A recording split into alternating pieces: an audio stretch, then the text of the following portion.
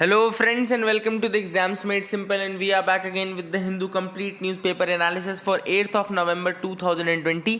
तो 8 नवंबर 2020 का the Hindu newspaper analysis देखेंगे. बिफोर वी स्टार्ट मैं आपको इन्फॉर्मेशन दे दूं कि हमने CSAT की कोर्स स्टार्ट किया है and registrations are still active. Those who want to register they can join us from the links in the description comment section below. जो एजुकेटर हैं they will start the classes from 18th of November. उसके पहले I will try to organise 1 or 2 demo classes as well. Demo classes भी ज़रूर मैं organise करवा दूंगा, don't worry about that. I trust the educator जो भी पढ़ाएगा, I trust the person and he will be the best person for the job. आपका जितना भी टास्क लेंगे वो पूरा कंप्लीट किया जाएगा, बहुत अच्छे से आपको समझाया जाएगा. So that is from my side. Those who want to join they can join us from the links in the description comment section below. आज की न्यूज एनालिसिस को स्टार्ट करने से पहले क्वेश्चंस देख लेते हैं जिनके आंसर्स आप करेंगे. पहला सवाल है, consider the following statements with respect to EOS O1 satellite. तो EOS 01 सैटेलाइट, इसके रिगार्डिंग स्टेटमेंट्स दिए हैं. पहला स्टेटमेंट कह रहा है, it is similar to the radar imaging satellite RISAT and uses synthetic aperture radar to produce high resolution images of the land. दूसरा statement कह रहा है, it is intended for application in both military and civilian purposes. तो कौन कौन से statement सही है? 1 only, 2 only, both या none. This is question number 1. Question number 2 है, Tigray region. Tigray region was in news recently. कहाँ लोकेटेड है? Option are Eritrea, Somalia, Ethiopia या Djibouti. Question number 3 is Fraser Commission was established for reforms of which of the following in 1902. 1902 में Fraser commission इनमें से किसको reform करने के लिए बनाई गई थी? Option are A army, B education, C police या D civil services. Question number 4 is Rajmala. Rajmala is an important source of history for which of the following states of India. इनमें से किस स्टेट के लिए राजमाला जो है वो इंपॉर्टेंट सोर्स ऑफ हिस्ट्री है? Option are A Nagaland, B Assam, C Tripura या D Jammu and Kashmir. So these are the 4 questions for you.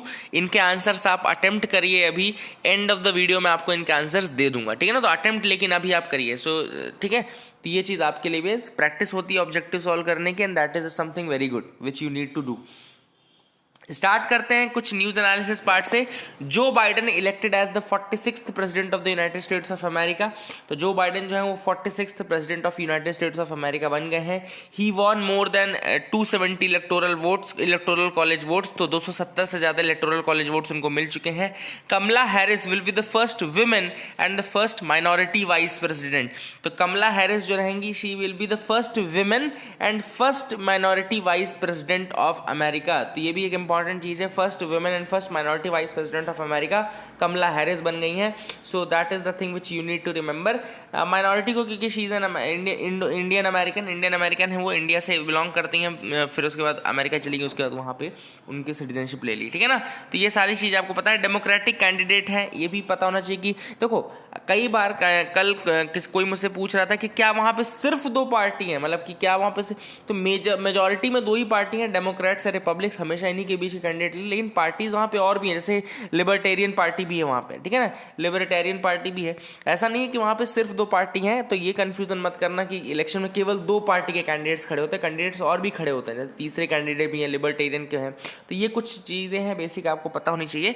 But हाँ, blue is for Democrats Joe Biden belong करते हैं, and then Republican Donald Trump, red उनका symbol है, उनके वो red से बिलोंग करते हैं. So that you should remember. Total 538 electoral college votes are there. Out of them 270 were needed. 270 चाहिए थे. 538 में से इलेक्टोरल कॉलेज में से 270 चाहिए थे, and he has won that Joe Biden. So he will be the 46th president of the United States of America. अब कुछ अलग से न्यूज़ जो कि दूसरे न्यूज़पेपर्स मैगजीन में रहती है वो भी बता दूं.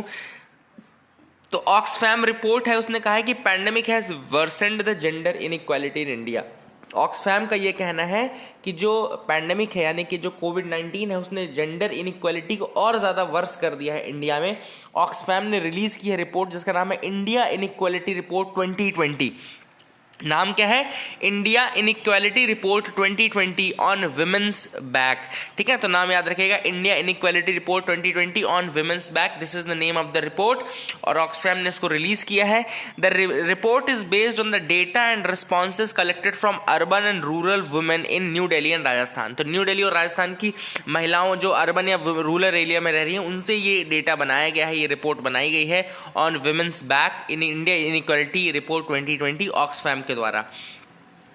तो उनका ये कहना है कि the onset of the covid pandemic में है worsened the inequality between men and women in terms of income and time given in their roles in the society. ठीक है ना, तो बिल्कुल वही वाली बात है कि जो इनइक्वालिटी उसको और ज़्यादा वर्स कर दिया गया है by this COVID pandemic. Women and girls in India put in 3.26 billion hours of unpaid care work। तो हर दिन every day almost 3.26 billion hours of unpaid care work में महिलाएं, विमेन एंड गर्ल्स लगती हैं। So this is one stark reality that has been derived from this Oxfam report. Women's contribution to GDP, अगर हम India की बात करें तो women's contribution to GDP is one of the lowest in the world at 17%। Women का contribution केवल 17% है इस जीडीपी में। On the other hand China में women works contribute 41% to the GDP. अब आप सोचो कि अगर पूरा फुल फ्लेजेड कंट्रीब्यूशन इंडिया में भी होने लगे तो कितना ज़्यादा बेहतर होगा, है ना। That will be very good for India also, that will be very good for the economy of India and economy of the, मतलब जो फीमेल्स के लिए है, जेंडर्स के लिए भी, उनके लिए भी बहुत ज़्यादा एम्पावरमेंट का काम करेगा। दूसरी जो न्यूज़ थी जो कि इंपॉर्टेंट है, fast radio burst detected in the milky way for the first time. Fast radio burst जो है वो डिटेक्ट किया गया है फॉर द फर्स्ट टाइम। तो इसमें ये क्या होता है फास्ट रेडियो बर्स्ट, अगर आपको कोई पूछे, so these are bright burst of radio waves. याद रखेगा, ब्राइट बर्स्ट जो होते हैं उनको फास्ट रेडियो बर्स्ट कहा जाता है। रेडियो वेव्स कैसे प्रोड्यूस होती है? They can be produced by astronomical objects with changing magnetic field. ऐसे एस्ट्रोनॉमिकल ऑब्जेक्ट्स जिनकी मैग्नेटिक फील्ड चेंज हो रही हो, वो रेडियो वेव्स उनको प्रोड्यूस करते हैं। ठीक है ना। अब ये सारी चीजें मैंने आपको बता दी। किसने डिस्कवर किया? Who discovered it? अगला सवाल तो ये होना चाहिए, किसने फास्ट रेडियो बर्स्ट को डिस्कवर किया है? So it was detected by several satellites including NASA's wind mission and Canadian hydrogen intensity mapping experiment. CHIME mission है Canadian hydrogen intensity mapping experiment which is a radio telescope located in British Columbia. याद रखिएगा, CHIME यानी कि Canadian hydrogen intensity mapping experiment. Canadian hydrogen intensity mapping experiment एक radio telescope है जो कि कहाँ लोकेटेड है? ब्रिटिश कोलंबिया में। और नासा का विंड मिशन है, इन्होंने डिटरमाइन किया है फास्ट रेडियो बर्स्ट को। ठीक है ना।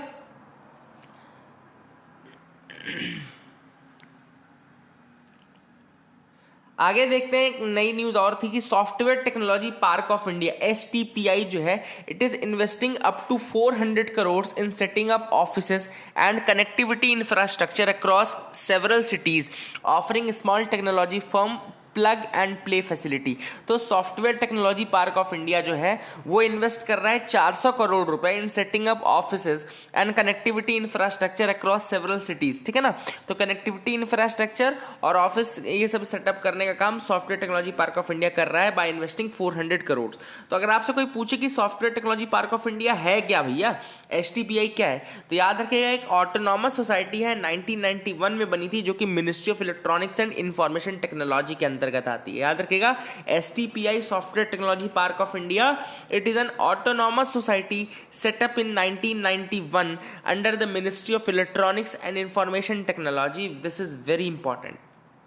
एम क्या है?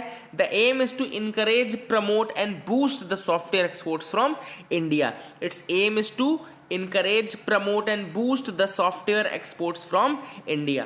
ठीक है। गवर्निंग काउंसिल देखो कौन चेयर करता है? It is chaired by the union minister for electronics and information technology. याद रखिएगा, governing council of this is chaired by union minister for electronics and information technology. Headquarter कहाँ पर है? Headquarter is in new Delhi. Additional facts अगर आपको बता दूं तो इसमें एक चुनौती नाम का ऑनलाइन चैलेंज स्टार्ट किया है। चुनौती नाम का ऑनलाइन चैलेंज है, ठीक है ना। इसकी STPI की एक स्कीम है, इंक्यूबेशन स्कीम है, जिसका नाम है next generation incubation scheme, NGIS। याद रखिएगा, अगर आपसे कोई पूछे कि NGIS क्या है, तो it is the next generation incubation scheme of STPI, है ना, software technology park of India की ये स्कीम है, जिसका नाम है next generation incubation scheme. And the aim is to drive the rise of India as a software product nation. तो India को सॉफ्टवेयर प्रोडक्ट नेशन के रूप में इस्टेब्लिश करने का काम बेसिकली ये नेक्स्ट जनरेशन इंक्यूबेशन स्कीम करती है।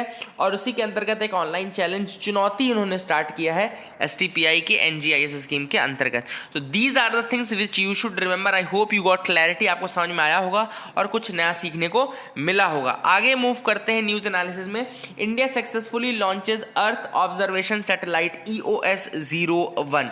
तो इसरो का पहला मिशन है 2020 में, जो कि पैंडेमिक के बाद स्टार्ट हुआ है, और इंडिया ने सक्सेसफुली लॉन्च किया अर्थ ऑब्जर्वेशन सैटेलाइट EOS-01 को, याद रखेगा।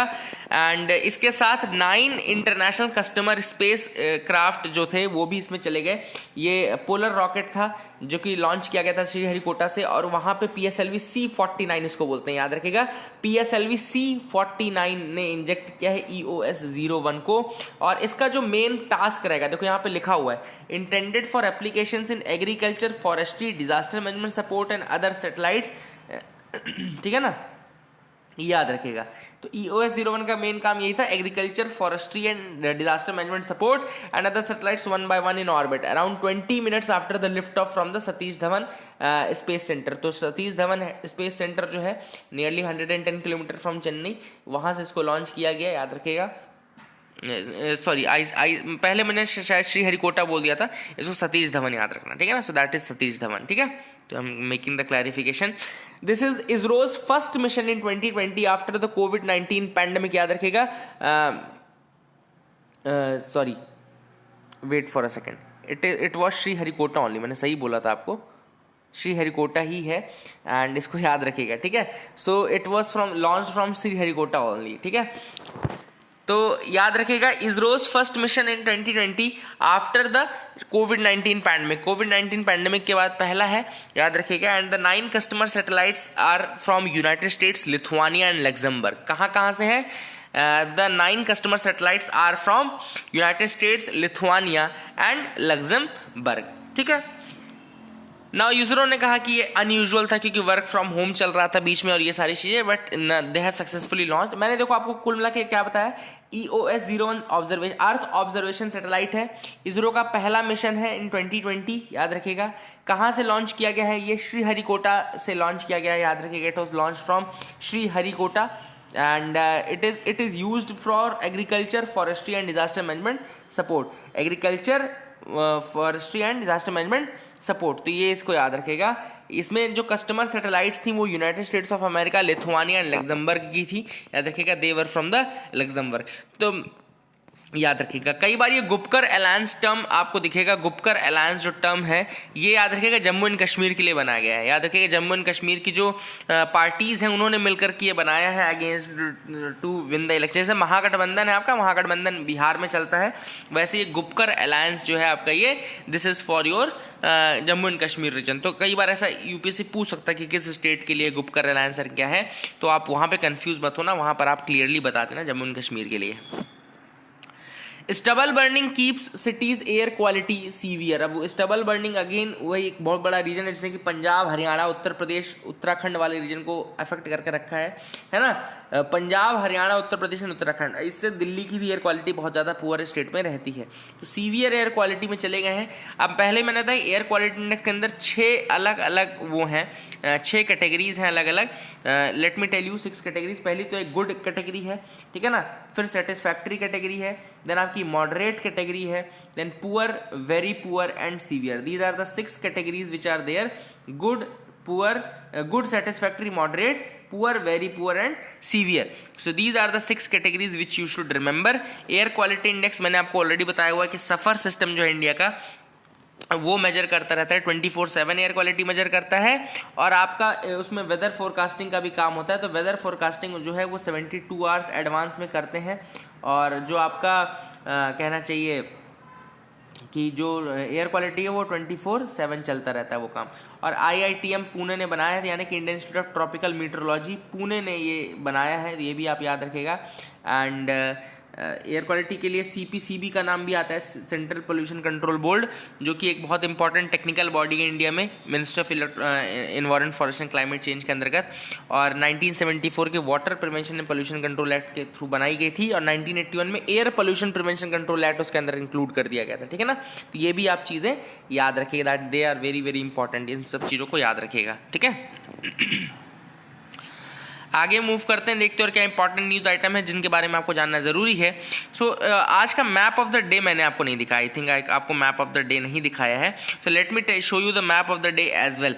तो मैप ऑफ द डे में जो आज हम देखेंगे वो है आपका यमन का मैप। यमन का मैप क्यों दिखाएंगे, क्योंकि अभी आपको दिखाऊंगा सुप्रीम कोर्ट ने अभी बेसिकली रिक्वेस्ट की है कि यमन में जो फंसे हुए इंडियंस हैं उनको वापस लाया जाए, एक्चुअली एक रिक्वेस्ट गई थी, ठीक है ना।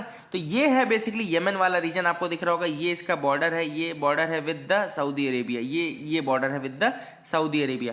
तो दो ही कंट्रीज है जिनके साथ ये बॉर्डर शेयर करता है, एक है यमन सऊदी और यमन ओमान बॉर्डर। तो ये देखो सऊदी पहला है, ये यमन ओमान ये दूसरा है। तो these are the two borders separating Yemen. और यमन में कुछ जगह जैसे किताफ हो गया, सना हो गया, सना इज़ वेरी वेरी इंपॉर्टेंट, मुकल्ला हो गया, एडन हो गया, एडन बहुत इंपॉर्टेंट है। और यहाँ पे वाटर बॉडी में देखो गल्फ ऑफ एडन सेपरेट होता है, गल्फ ऑफ एडन यहाँ पर है लोकेटेड, है ना। और ये आपका रेड सी इधर साइड, मतलब ईस्ट वेस्ट वाले पोर्शन में रेड सी है यहाँ पर, और ये गल्फ ऑफ एडन है। यहाँ पर एक पॉइंट आता है, इसमें लिखा नहीं बताते, यहाँ पे एक पॉइंट आता है जिसको हम बोलते हैं बाबेल मंडप, है ना, बाबेल मंडेब बोलते हैं, ठीक है ना। तो ये भी याद रखेगा, these are the things which are important. Yemen याद रखेगा, सऊदी अरेबिया पहला कंट्री, दूसरा country Oman, Gulf of Aden water body, then Red Sea, then यहाँ पे बाबेल मंडेब है आपका, ठीक है, दिस इज द प्लेस जहाँ बाबेल मंडेब है। और ये जो कंट्री है ना, ये जो कंट्री आपको दिख रही है, ये कंट्री है एरित्रिया है, और ये जो कंट्री दिख रही है आपकी जिबूती कंट्री है, ये आपकी जिबूती है, ठीक है ना। तो एरित्रिया हो गया, जिबूती हो गया, ये भी आप याद रख सकते हैं। एडन इसमें इंपॉर्टेंट है, सना इंपॉर्टेंट है, किताफ इंपॉर्टेंट है, मुकल्ला इंपॉर्टेंट है, ठीक है ना। तो this is the map of Yemen. Yemen में जैसे अलग अलग पार्ट है, यमन में अलग अलग पार्ट में कौन डोमिनेट करता है ये भी थोड़ा इंपॉर्टेंट है। जैसे यहाँ पे जो ये वाला रीजन है ना, ये वाला रीजन मैं आपको बता देता हूँ, आप इसको याद रखिएगा। सी दिस रीजन जो यमन का है, ये हाउदीज, यहाँ पे बहुत इंपॉर्टेंट रेबल ग्रुप है हाउदी का, हाउथी नाम का, याद रखिएगा। This is the Houthi, Houthi या हाउदी जो भी आप बोलना, हाउदी रेबल्स इसको लीड करते हैं। फिर जो ये वाला बीच वाला पोर्शन है, ये आपका ये वाला रीजन है, ये वाला रीजन आपका हदी, जो वहाँ पे प्रेसिडेंट हदी के वो हैं, वो रूल करते हैं। देन यहाँ पे बीच में ये वाला जो रीजन है, ये आपका अल कायदा का रीजन है, अल कायदा इसको लीड करता है, अल कायदा यहाँ पे मेजॉरिटी में। तो ये मैंने आपको थोड़ा बता दिया। तो वहाँ का थोड़ा अंदर का भी मैंने आपको पार्ट बता दिया कि जो कौन सा रीजन है जिसमें हाउदी रेबल्स हैं। तो अगर एग्जैक्टली आपसे कोई पूछे कि हाउथी रेबल्स कौन से रीजन में आते हैं, तो यही वाला रीजन है, दिस इज द पार्ट जहाँ पे हाउथी रेबल्स हैं। फिर ये जो हदी वहाँ पे लीडर है उनके हैं, देन यहाँ पे अल कायदा है, देन फिर यहाँ पे हदी के लीडर्स आ जाते हैं। ये कुछ डोमेन चलता है। सऊदी अरेबिया की लड़ाई चलती रहती है यमन से, कि हाउदी रेबल्स की लड़ाई है बेसिकली, वो हाउथी रेबल्स की लड़ाई, वो रेबल ग्रुप है यमन के अंतर्गत हाउथी, ठीक है ना। Red Sea, Gulf of Aden दिखा दिया, और सऊदी अरेबिया, ओमान याद रखिएगा, देन किताफ, सना, एडन, मुकल्ला याद रखेगा, और ये बाकी जो मैंने चीज़ें बताई उनको थोड़ा दिमाग में बना के रखेगा। So these are the important facts regarding the map of your Yemen. इसके अलावा एक और मैप मैंने सेलेक्ट किया था आज, अमेरिका का, थोड़ा सा आपको दिखाना चाहता था, but I think because of the net connectivity वो नहीं दिख पाया। So no problem for that, कल दिखा देंगे, कोई दिक्कत नहीं है, ठीक है। सो आगे मूव करते हैं, देखते हैं और क्या इंपॉर्टेंट न्यूज़ आइटम्स हैं। Let's move ahead. यहाँ पे आपको दिख रहा होगा home is where the art is, ये जो फोटोग्राफ यहाँ पे वर्ली आर्ट लिखा हुआ है, वर्ली आर्ट। तो Warli art is basically Warli painting style है। Warli painting style is a tribal art mostly created by the tribal people from north Sahyadri ranges in Maharashtra. Maharashtra की नदन सह्याद्री रेंजेस में वर्ली पेंटिंग बहुत ज्यादा इस्तेमाल की जाती है। This range encompasses cities such as Dahanu, Talasari, Jawhar, Palghar, Mokhada and Vikramgad of Palghar district. तो ये जो एरियाज हैं यहाँ पे वर्ली की जो ट्राइब्स हैं वो वर्ली पेंटिंग का काम करते हैं। तो वर्ली पेंटिंग याद रखिएगा, Warli painting is a tribal art mostly created by the tribal people from north Sahyadri ranges. तो नॉर्थ सह्याद्री रेंजेस महाराष्ट्र की जो है वहाँ से ये पेंटिंग निकल के आई है। वर्ली पेंटिंग बहुत इंपॉर्टेंट है, याद रखिएगा। And this tribal art was originated in Maharashtra, जहाँ पर स्टिल ये प्रैक्टिस की जाती है। तो महाराष्ट्र का है वर्ली आर्ट। स्टेट अगर आपसे कहीं पूछा जाए तो महाराष्ट्र का है, ये तो बहुत इजी है। Goa government revokes nod to Sunburn festival. तो अगर आपसे कहीं पूछे कि सनबर्न फेस्टिवल कहाँ होने वाला था, तो इस बार ये गोवा में होने वाला था। द टूरिज्म डिपार्टमेंट ने पहले परमिशन दे दी थी, है ना, लेकिन फिर गोवा गवर्नमेंट ने उसको परमिशन हटा ली, रिवोक कर ली, एंड वो परमिशन अब नहीं दी गई है, ठीक है ना। तो sunburn festival that you should remember is for Goa. आगे मूव करते हैं, देखते हैं और क्या इंपॉर्टेंट न्यूज आइटम है। Let's see ahead. आप भी मेरे साथ इस तरह पेपर से मूव करिए। Plea to free Indians held in Yemen. अब मैंने पहले भी आपको बताया था यमन का मैप इसीलिए मैंने दिखाया था क्योंकि एक विमेन है, वर्कर है फ्रॉम तमिलनाडु, उसने सुप्रीम कोर्ट को मूव किया है and it has asked that उसके हस्बैंड को वहां से छुड़ाया जाए। तो for that reason it has been set. तो इसलिए मैंने आपको यमन का मैप भी दिखाया, पूरे उसकी लोकेशंस दिखाई, किसको कहाँ सेपरेट करता है, वो सारी चीज़ बताई। एक इंपॉर्टेंट चीज़ बताता हूँ कि 2015 में एक ऑपरेशन किया गया था, ऑपरेशन राहत। ऑपरेशन राहत जो था, it was an operation of the Indian armed forces. Indian armed forces का ऑपरेशन था to evacuate Indian citizens and foreign nationals from Yemen during the 2015 military intervention by Saudi Arabia. 2015 में जो military intervention हुआ था Saudi Arabia द्वारा किया गया था येमेन के अंदर, तो उससे बचाने के लिए ऑपरेशन राहत जो था वो आर्म्ड फोर्सेस ने स्टार्ट किया था to evacuate the Indian citizens and foreign nationals from Yemen से इनको बाहर निकाला गया था, ठीक है ना। एंड इवैक्यूएशन और by sea began from 1 April 2015 from the port of Aden. Aden भी मैंने आपको दिखा दिया ना, एडन का पोर्ट वहां पे, तो वहां से ही स्टार्ट हुआ था और 2015 में ये चीज की गई थी, ऑपरेशन राहत, याद रखेगा, ठीक है ना। Supreme court reserves the order on GST on lotteries. अब एक केस गया है सुप्रीम कोर्ट के अंतर्गत जीएसटी ऑन लॉटरीज। लॉटरीज के सेल पे जो जीएसटी लगता है उसको इनवैलिड बताया गया है। जिन्होंने पिटीशन किया है उन्होंने ये बोला है कि ये गलत है, there should be no GST on the lotteries. तो पिटीशन जिसने फाइल किया उसने ये कहा है कि एक बात बताओ, सेंट्रल जीएसटी जो है वो गुड्स पे लगता है, गुड्स पे लगना चाहिए, लेकिन जो लॉटरीज है they are not goods, what they are actually the auctionable items. वो क्या है कि ऑक्शनेबल क्लेम्स हैं, दे आर ऑक्शनेबल क्लेम्स, मतलब कि वहां पे ऐसा, that is a valueless piece of paper. तो सिंपल सी बात यही बोली गई है कि they are valueless piece of paper. Okay, so remember something that कि लॉटरी टिकट्स के ऊपर यही चीज कही गई है कि it is an valueless piece of paper and जो जीएसटी काउंसिल ने इस पे जीएसटी लगाया है that is not correct, that should not have been the case, और ये गलत है, ठीक है ना। Under the GST act there are 2 rates prescribed. अब जीएसटी में एक्ट के अंतर्गत भी लॉटरीज के लिए दो अलग अलग रेट्स प्रिस्क्राइब्ड हैं। एक तो है 12% का, जिसमें lotteries are sold within the same state. अगर सेम स्टेट में बेची जा रही है लॉटरीज तो 12% जीएसटी लगता है, लेकिन अगर आउट ऑफ द स्टेट यानी बाहर स्टेट में बेची जा रही है तो फिर 28% का जीएसटी लगता है ऑन द लॉटरी टिकट्स। लेकिन सिंस जो पिटिशनर है उन्होंने ये कहा है कि this is a valueless piece of paper, आप इस पे कोई जीएसटी लगा ही क्यों रहे हो, it is just a valueless piece of paper and not any goods and services tax है, ना ही ये गुड्स है ना ही ये सर्विस है, ये एक वैल्यूलेस पीस ऑफ पेपर है जो कि ऑक्शनेबल क्लेम है। It is an actionable claim, auctionable claim नहीं, actionable claim. And why are you putting the GST on that, है ना, सिंपल सी बात है, यही चीज यहां पे की गई है। Now the supreme court has reserved the order, let's see क्या होता है इसके बाद, ठीक है ना, इसको याद रखिएगा। Months after starting Chabahar rail project without India, Iran seeks help. अब ईरान ने हेल्प मांगी है इंडिया से regarding the Chabahar Zahedan railway line.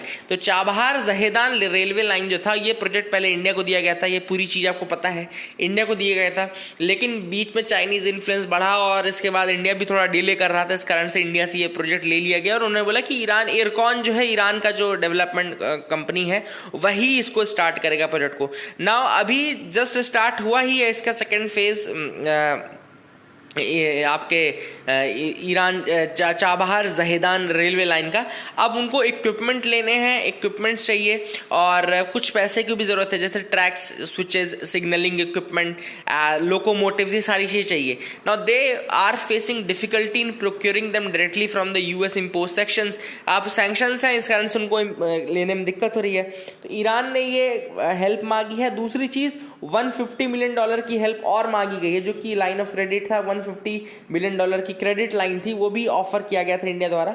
तो ईरानी प्रेसिडेंट का कहना है कि now they should also get that, give that. तो ये दो चीज़ों की डिमांड अब की जा रही है। Now they are asking for help regarding the tracks, switches, signalling equipments, crane की जरूरत है, और प्लस $150 मिलियन की जो क्रेडिट लाइन थी उसकी जरूरत है। ठीक है ना। ईरान का ये कहना है कि भैया हम सैंक्शंस के इस वेव ऑफ होने का या हटने का वेट तो नहीं कर सकते थे कि ये सैंक्शंस हटेंगे तब जा करके हम अपने काम शुरू करेंगे। तो हमको अपने काम शुरू करने ही थे और इस कारण से हमने स्टार्ट किए थे। अब इसके अलावा जो ये जहेदान चाबहार लाइन, इसके अलावा एक और चीज़ थी जो इंडिया के यहाँ से गई थी, वो थी फरजाड बी गैस फील्ड। ठीक है ना। तो इंडिया की जो ONGC विदेश लिमिटेड है, OVL है, ONGC विदेश लिमिटेड, उसको मिला था फरजाड बी गैस फील्ड का, उसको भी हमसे ले लिया गया। और ये चीज़ उन्होंने बोली कि हम एक्सप्लोरेशन स्टार्ट कर देंगे फरजाड बी गैस फील्ड में। और ONGC विदेश लिमिटेड ने 2008 में यहाँ पे डिस्कवरी शुरू की थी, लेकिन अब इसको लेकर के ईरानियन कंपनी को दे दिया गया था। ठीक है ना। तो ये सारी चीज़ें हमारे साथ की गई, ये इंपॉर्टेंट है। और इसी समय आपको ये भी याद रखना है कि ईरान के साथ चाइना ने भी डील की है $400 बिलियन की, 25 सालों का एग्रीमेंट है, दैट इज अ 25-ईयर एग्रीमेंट।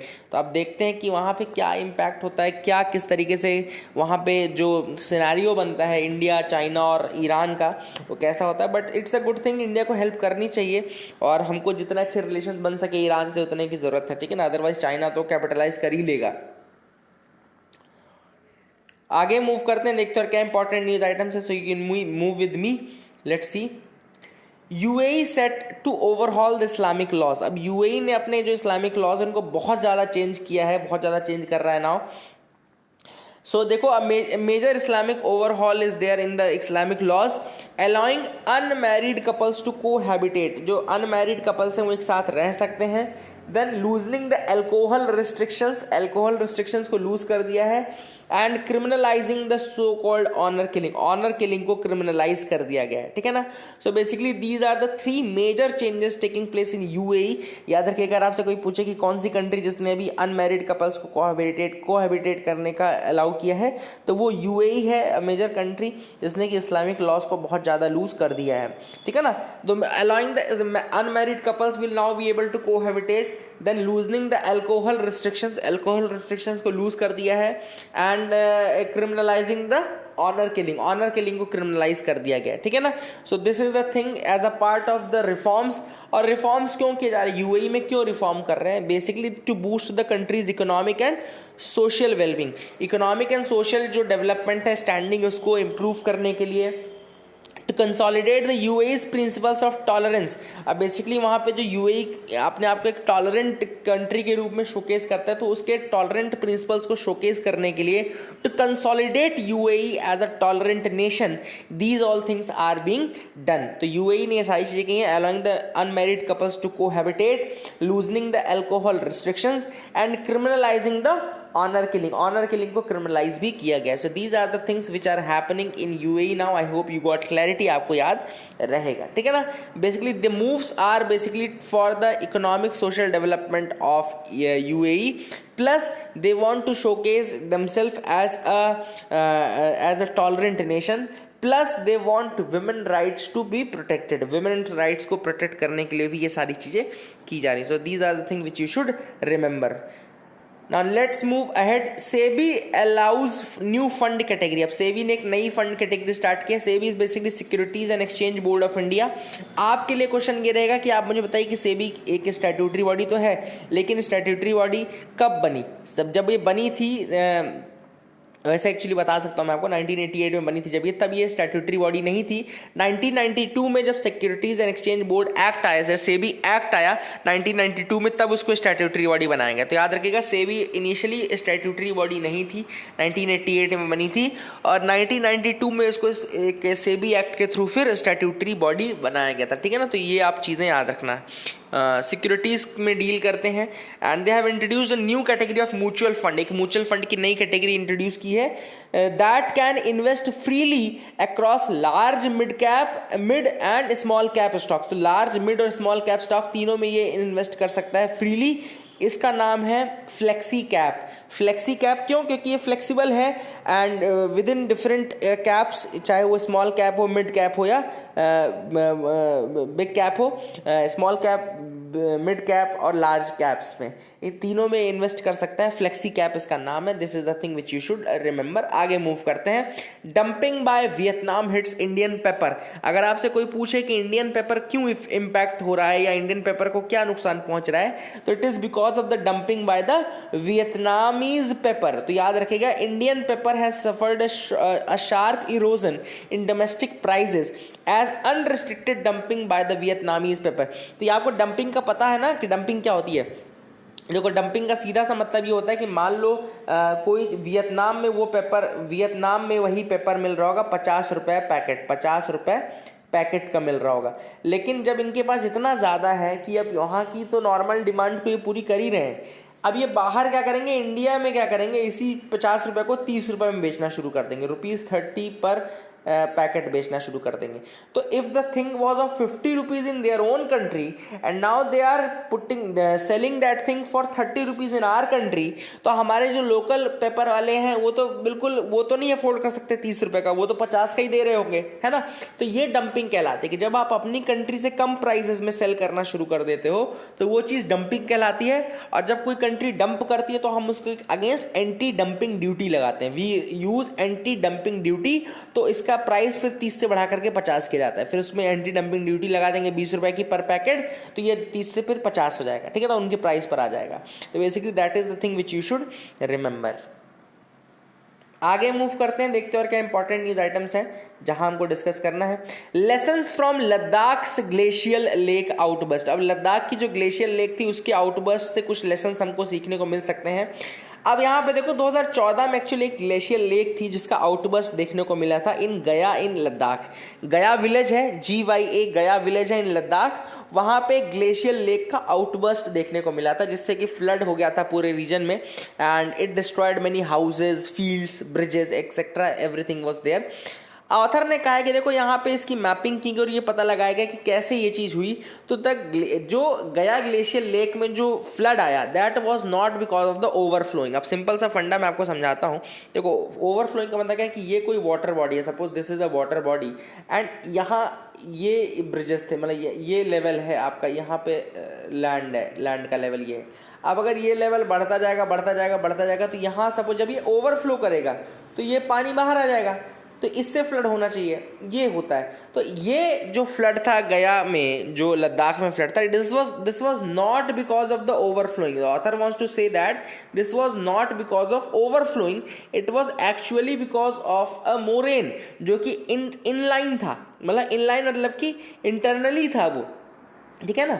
तो यहाँ पे देखो लिखा है the most interesting was finding that the cause of flood it was not the spill over but it was the tunnelling drainage process. Tunnelling drainage process का term जो है वो टनलिंग ड्रेनेज। यहाँ ऊपर सब सही है लेकिन अंदर से इस तरीके से एक डर्ट की जो ड्रेन बनती जा रही है उससे ये फ्लड हुआ था। तो that was the tunnelling drainage process. Here the flooding did not happen due to spill over और ड्यू टू एन अवलांच, ठीक है ना, और landslide, rather there was thawing of the ice cores in the moraine. Moraines में ice जो थी वो thaw कर गई थी एंड मोरेन क्या होता है, a field of dirt and rocks that have been pushed along by the glacier. जब ये ग्लेशियर मूव करता है, देखो क्या होता है जब ग्लेशियर ऐसे मूव करता जाता है ना यूं, तो अपने साथ इस तरह की डर्ट और उसकी मड की वो भी लाइन बनाता जाता है, एक पाथ बनाता जाता है। तो ये जो अपने साथ कैरी करता है इसको मोरेन बोलते हैं, ठीक है ना। डर्ट का जो पाथ होता है उसको मोरेन बोलते हैं। तो सब सरफेस लेवल में ये टनल्स टाइप का फॉर्मेशन हो गया था और इस टनलिंग ड्रेनेज प्रोसेस के कारण ही ये फ्लड हुआ था। तो वही चीज ऑथर ने यहाँ पर बोली, this was because of the tunnelling drainage process the flood occurred there in that region, the flood occurred because of the tunnelling drainage process, ठीक है ना। तो ये आप याद रख सकते हैं। आगे देखते हैं, यहाँ पे ऑथर ने कहा the team notes that such थॉइंग of ice course में एक्सेलरेट इन द फ्यूचर। अब यहाँ से लेसन हमको क्या देखने को मिलता है, द लेसन इज दैट कि because of the climate change the ice cores are melting much speedily. Okay, the ice cores are okay so जो ये क्लाइमेट चेंज हो रहा है, टेम्परेचर राइज हो रहा है, ठीक है ना, टेम्परेचर राइज होगा तो बर्फ और पिघलेगी, जब बर्फ और पिघलेगी तो ये टनलिंग प्रोसेस और ज्यादा हो जाएगी, है ना, टनलिंग प्रोसेस और ज्यादा होगी तो और ज्यादा ये चीजें बढ़ेंगी। तो वही जो चीज है यहाँ पर सीखने को ऑथर ने कहा है कि we can learn these things from here, ये सारी चीजें हम यहाँ पे सीख सकते हैं। So this is the thing which author wants to highlight. Okay, आगे मूव करते हैं, देखते हैं और क्या इंपॉर्टेंट न्यूज आइटम्स है which we want to understand. Rethinking America's electoral system, now this is a very very important article, very very good article, जिसके बारे में हमको जानना है। रीथिंकिंग अमेरिकाज इलेक्टोरल सिस्टम, एंड यहाँ पे ऑथर ने इलेक्टोरल सिस्टम जो अमेरिका यूज करता है, फॉलो करता है, उसके बारे में बताया गया है। Now see what happens is that America में इलेक्टोरल कॉलेज का प्रोसेस स्टार्ट होता है। सिंपल सी बात, मैं आपको प्रोसेस एग्जाम जो जितना भी चीज़ यहाँ पे लिखा गया वो बता देता हूँ। जैसे मान लो ये अमेरिका, सपोज अमेरिका इस तरीके से है जिसमें अलग अलग इसके स्टेट्स हैं, ये आपके स्टेट्स हैं अमेरिका के, ठीक है ना, अमेरिका के ये स्टेट्स चल रहे हैं सपोज, ठीक है। अब देखो क्या होता है, मान लो यहाँ पे सपोज यहाँ पे फ्लोरिडा है, सो हियर इज फ्लोरिडा, ठीक है। अब फ्लोरिडा में मान लो 36 इलेक्टोरल वोट्स हैं। There is a number of electoral votes assigned to each state, हर स्टेट को एक predetermined electoral vote assign है। 36 हो गया, किसी को 6 इलेक्टोरल है, नेवाडा को कुछ और, ओहायो को कुछ और होगा, विस्कॉन्सिन को कुछ और होगा, इस तरीके से। फ्लोरिडा को सपोज 36 वोट्स आर देयर। अब what happens is that voting happens, voting जब होती है तो वहाँ पे पॉपुलर वोट देखा जाता है, who gets the popular vote. Now what happens is that suppose 100 votes were casted, 100 votes cast हुए, Joe Biden got suppose 51 votes and your Donald Trump got suppose 49 votes. Now 49 हो गया, so that means Joe Biden has cross the 50% mark और the popular vote mark, तो more than half of the votes were gained by Joe Biden, so he will get all the 36 of Florida, 36 electoral votes of Florida. Okay, the division is not like कि जो Biden को कुछ मिलेंगे, Trump को कुछ मिलेंगे। ये होता है कि जिसने भी पॉपुलर वोट जीता, whosoever wins the popular vote, he will gain all the electoral college's votes, all the electoral votes from that city for that state. तो फ्लोरिडा के जितने भी रहेंगे फिर वो पूरे के पूरे जो बाइडेन को मिल जाएंगे। तो ये होता है सिस्टम।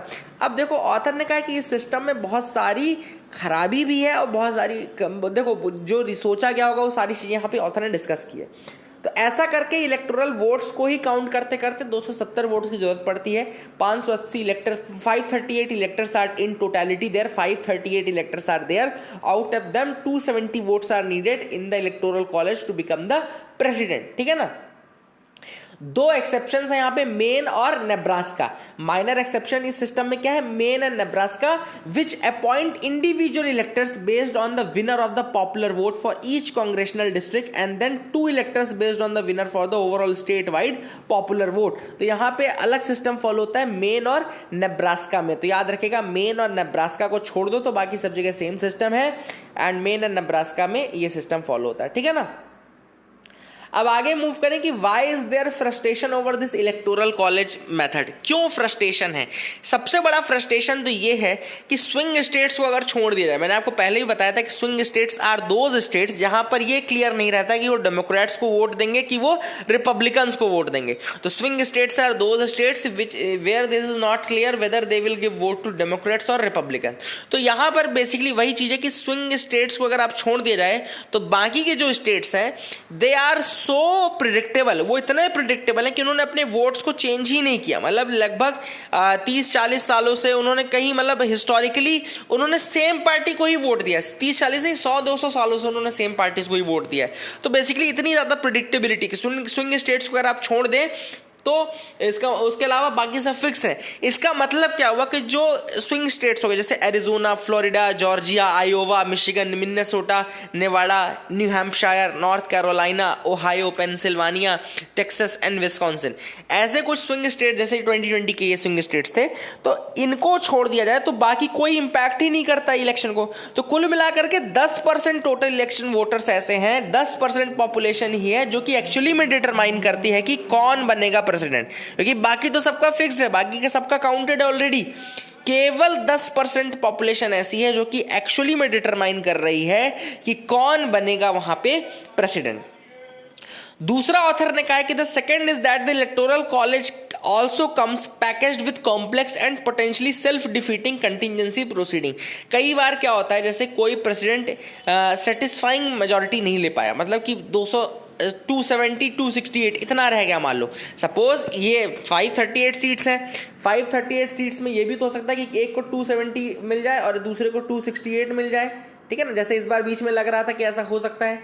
तो मान लो इस तरीके की कोई चीज आ जाएगी तो फिर यह केस जाएगा सुप्रीम कोर्ट में जाएगा, तो यहाँ पे एक कंटिजेंसी प्लान होता है, एक कंटिजेंसी इलेक्शन होता है। 12th अमेंडमेंट में आया था ये यूएस में, जिसमें कि हाउस ऑफ रिप्रेजेंटेटिव्स फिर सेलेक्ट करता है प्रेसिडेंट को। और अभी समझ लो जो बाइडेन 270 ही लेके आ जाते, सपोज 270 जो बाइडेन को मिल जाता और 268 आपके डोनाल्ड ट्रंप को मिलता, और ये सपोज केस कहीं ना कहीं हाउस ऑफ रिप्रेजेंटेटिव्स में चला जाता, तो हाउस ऑफ रिप्रेजेंटेटिव्स में जो है रिपब्लिकन्स मेजॉरिटी पे है, इस कारण से प्रेसिडेंट कौन बन जाता, डोनाल्ड ट्रंप बन जाता। Even after getting 270 electoral votes, Joe Biden would have lost the presidential election अगर वो हाउस ऑफ रिप्रेजेंटेटिव्स में जाता तो बेसिकली वो चीज़ है यहाँ पे। ये भी एक इसका ड्रॉबैक है कि इसका जो कंटिजेंसी प्लान है वो अपने आप बहुत सारे उसमें गलतियां हैं, बहुत सारी उसमें प्रॉब्लम्स हैं। ऑथर ने कहा है कि जो प्रेसिडेंशियल इलेक्शन है केवल 2 बार ही ऐसा हुआ है कि ये कांग्रेस मतलब कि आपके हाउस ऑफ रिप्रेजेंटेटिव्स में गया हो। एक तो 1800 में गया था, दूसरा 1824 में गया था, 1800 में, और 1824 में ये आपके हाउस ऑफ रिप्रेजेंटेटिव्स में गया था। द इनिशियल ईयर्स थे उस समय, आप कहना चाहिए अमेरिकन डेमोक्रेसी को, उस समय ये गया था, ठीक है ना। इलेक्टोरल कॉलेज कैसे आया, तो जेम्स विल्सन ऑफ पेनिसिल्वेनिया, याद रखिएगा जेम्स विल्सन थे पेनिसिल्वेनिया के, one of the founding fathers of the United States, who suggested the electoral college system as a compromise wherein electors would serve as informed intermediaries between the masses and their government, ठीक है ना। तो वो ये James Wilson ने start करवाया था। Ironically, another founding father of the country, Alexander Hamilton, endorsed the system in 1788 on the grounds that it guaranteed the US president would be character of preeminent abilities and virtues and not merely a little arts of popularity. तो ये basically ये Alexander Hamilton ने कहा था कि ये जो system है इससे ये मेक श्योर होगा कि जो यूएस प्रेसिडेंट है उसके अंदर एबिलिटीज एंड वर्च्यूज हैं और केवल वो पॉपुलैरिटी के दम पे इलेक्शन नहीं जीत रहा है। तो ये भी सारी चीजें ऑथर ने यहाँ बताई। तो आई hope you got clarity regarding that. Next जो आर्टिकल है वो है interfaith marriages, conversion and the law. अब ऑथर ने यहाँ पे इंटरफेथ मैरिज के बारे में बात की है, कन्वर्जन के बारे में बात की और स्पेशल मैरिजेस एक्ट के बारे में बात की है। तो what is this special marriage act? Special marriage act जो है वो 1954 का है। This act is to facilitate the marriage of couples professing different faiths and preferring a civil wedding. तो स्पेशल मैरिजेस एक्ट 1954 का है, इनैक्ट किया गया था तो to facilitate the marriage of couples professing different faiths and preferring a civil wedding. However some practical problems arise in registering such marriages. कुछ problems आती हैं, उनको एक एक करके मैं बताता हूँ। तो वो सबसे पहली बात है, ये जो लॉ है स्पेशल मैरिज एक्ट का, उसमें ये बोला जाता है कि सबसे पहले तो आपको आपकी प्राइवेसी जो है, आपकी सेफ्टी जो है उसको कंसिडर नहीं किया जाता। कैसे नहीं किया जाता? अगर आप एप्लीकेशन करेंगे तो आपको 30 दिन पहले आपको नोटिस देनी पड़ेगी, एप्लीकेशन देनी पड़ेगी। फिर उसके बाद उस नोटिस को वो वेबसाइट में शोकेस करेंगे, उस नोटिस को वो अपने ऑफिस के नोटिस बोर्ड में लगाएंगे। ये सारी चीज़ें होती हैं, ठीक है ना। 21 की एज सबसे पहले इंपॉर्टेंट है कंप्लीट होना फॉर द मेल एंड 18 की है for the women. Neither should have a living spouse. Both should be capable of giving valid consent. They should not suffer from any mental disorder, and they should not be unfit for marriage and procreation. They should not be within the degrees of prohibited relationship, and they should not be related in such a way that their religion does not permit such marriages. तो ये सारी चीज़ें आपको ध्यान में रखनी होंगी if you want to get protection under the Special Marriages Act. Special marriage act interfaith religion के मैरिजेस के लिए ही इंप्लीमेंट किया गया था, ठीक है ना। देखो ऑथर ने ये सबसे पहली चीज़ था कि पार्टीज जो होती हैं उनको सबसे पहले 30 दिन पहले नोटिस देना पड़ता है। जैसे मैंने आपको बताया कि 30 डेज एडवांस में आपको मैरिज ऑफिसर जो आपका डिस्ट्रिक्ट का होगा उसको आपको 30 दिन एडवांस में देना पड़ेगा। Further, if either of the parties is not a permanent resident of the district, the marriage officer has to send the copy to his counterpart in the district where the party has permanent residence. अब मगर मान लो आपका कोई permanent residence नहीं है जहां पर आपने मैरिज रजिस्ट्रार को दिया है, मैरिज ऑफिसर को दिया है, तो मैरिज ऑफिसर उसकी कॉपी वहां भेजेगा जहां पे आपका परमानेंट रेसिडेंस होगा। फिर उसके बाद नोटिस डिस्प्ले होगी उस डिस्ट्रिक्ट में वो नोटिस डिस्प्ले होगी। एंड ये जो मैरिजेस को 3 महीने के अंदर सोलेमनाइज करना पड़ेगा, मतलब 3 मंथ्स टाइम पीरियड रहता है कि इसके पहले आपको ये मैरिज कंप्लीट करवानी पड़ेगी। अगर 3 महीने में नहीं होती है, 90 दिन में नहीं होती है, तो fresh notice will be needed, तो फ्रेश नोटिस आपको देनी पड़ेगी। Any person can object to the marriage within 30 days of the publication of the notice. अब नोटिस के पब्लिकेशन के बाद 30 दिनों तक कोई भी व्यक्ति इस नोटिस के अगेंस्ट कंप्लेंट कर सकता है, ऑब्जेक्ट कर सकता है, ठीक है ना। अगर उसको लगता है कि ये जो मैरिज है ये कंट्रावीन कर रही किसी वैलिड मैरिज को या उस वैलिड मैरिज नहीं है ये, तो वो फिर इसके अगेंस्ट कंप्लेंट कर सकता है। The marriage officer will inquire the objection and give the decision within 30 days. फिर इसके बाद मैरिज ऑफिसर जो रहेगा वो इसको इंक्वायर करेगा और 30 दिनों के भीतर वो इसमें बेसिकली अपना डिसीजन देगा। If he refuses permission for the marriage, the appeal can be made to the district court. अगर मैरिज ऑफिसर मना कर देता है मैरिज के लिए, बोलता है नहीं भाई ये मैरिज नहीं हो सकती है, तो फिर वो आप अपील कर सकते हैं to the district court. Then you can appeal to the district court and the court's decision will be final in that regard. उस केस में फिर जो कोर्ट का डिसीजन होगा वो फाइनल हो जाएगा, ठीक है। ये भी आपको याद रखना है। आगे अगर हम देखें तो ऑथर ने ये भी कहा कि द फैमिली, देखो यहाँ पे एक और चीज है इसके अंदर कि the act also says when the member of a undivided family who professes Hindu, Buddhist, Jain, Sikh religion, if they are getting married under SMA, अगर वो स्पेशल मैरिजेस एक्ट के अंदर मैरी हो रहे हैं, देन इसका मतलब है कि they are severing their ties from the family, severance from the family, वो अपनी फैमिली को लूज करेंगे वहां पे, they are severed from the family. Now what are the various hurdles faced by the couples? क्या hurdles हैं? तो publicity हो जाती है। देखो कई बार जो मैंने सिंपल सी बात आपको बताई भी कि वहाँ उसकी नोटिस चलती है, नोटिस जाती है, वो नोटिस बोर्ड में लगती है, वेबसाइट में जाता है, तो ये पब्लिसिटी हो जाती है which might be a threat to their lifes of the applicants. Applicant की लाइफ को थ्रेट हो जाता है। इनफैक्ट केरला रजिस्ट्रेशन डिपार्टमेंट ने ये डिसाइड कर लिया था कि they will discontinue the practice of uploading the marriage notice on the website. वो मैरिज नोटिस को वेबसाइट पे अपलोड नहीं करेंगे। बट इसके अगेंस्ट लोगों ने बहुत सारी कंप्लेंट की। उन्होंने कहा कि भैया लोगों को पता होना चाहिए, ये इन्फॉर्मेशन होनी चाहिए पब्लिक डोमेन में जो रूल है, तो आपने क्यों उसको डिस्प्ले नहीं कर रहे। तो केरला रजिस्ट्रेशन डिपार्टमेंट ने यहाँ तक कह डाला था कि they will not be showing uploading the marriage certificates on the websites now.